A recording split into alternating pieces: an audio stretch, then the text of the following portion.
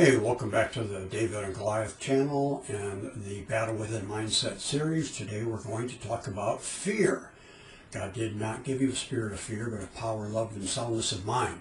I find it interesting that he says he did not give us a spirit of fear. Could have been a lot of things, spirit of doubt, spirit of whatever, but no, he said fear. Fear must be conquered for you to fulfill your destiny, and you have to win that battle within.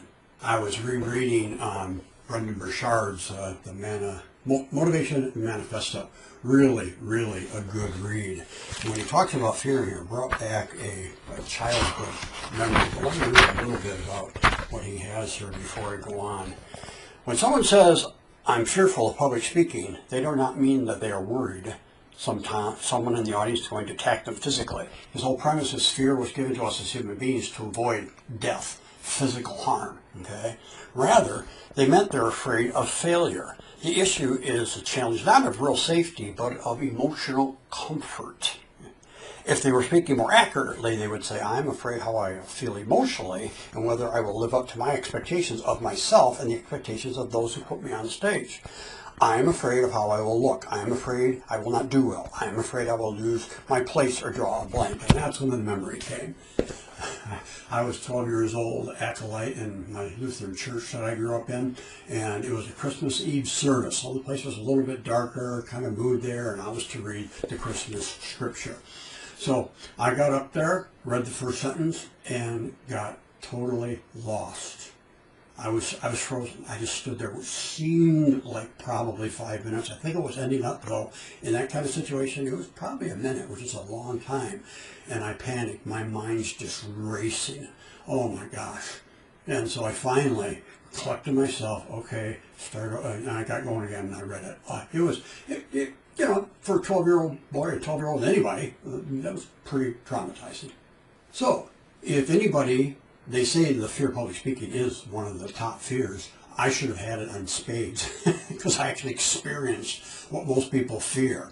But you know what? I still entered speech contests. I ended up public speaking my whole life. I've spoken to thousands. I've spoken to 3 or 4. I've spoken in foreign countries where I needed translators. Most of my life has had something to do with public speaking. Just think if I let that fear keep me down.